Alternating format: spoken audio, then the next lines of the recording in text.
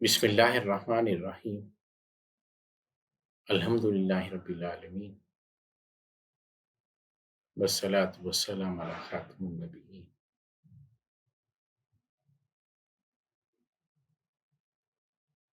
قربانی میں نبی محتشم صلی اللہ علیہ وسلم کا اسوہ حسنہ، اس بارے میں آپ کے سامنے ویڈیو پیش کی جا رہی ہیں۔ حضرت ابو ہریرہ رضی اللہ عنہ سے روایت ہے کہ حضور اکرم صلی اللہ علیہ وسلم نے فرمایا، جس کو گنجائش ہو اور وہ قربانی نہ کرے تو وہ ہماری عیدگاہوں کے قریب نہ جائے۔ ابن ماجہ سے نقل کر رہا ہوں۔ حضرت ابو سعید خدری رضی اللہ عنہ سے روایت ہے، انہوں نے فرمایا کہ میں نے نبی محتشم صلی اللہ علیہ وسلم کی زیارت کی۔ آپ صلی اللہ علیہ وسلم نے 2 سفید سینگوں والے مینڈھے ذبح کیے اور فرمایا، یہ قربانی میری طرف سے اور میری امت کے ان افراد کی طرف سے ہے جو قربانی نہ کر سکتے ہوں۔ میں نے آپ صلی اللہ علیہ وسلم کی زیارت کی۔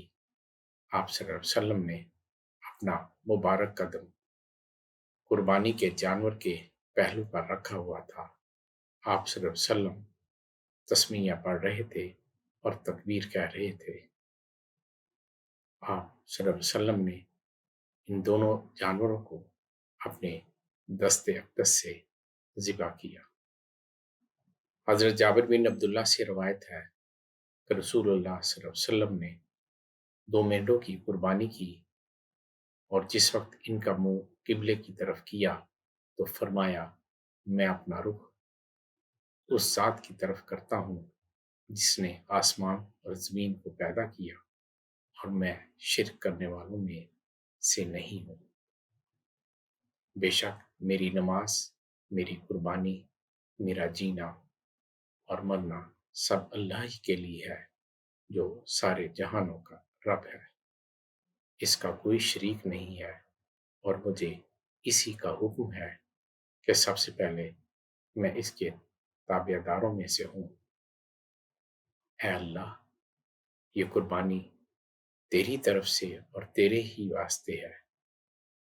محمد اور اس کی امت کی طرف سے اسے قبول فرما لے۔ ابن ماجہ سے نقل کر رہا ہوں۔ وما توفیقی الا باللہ۔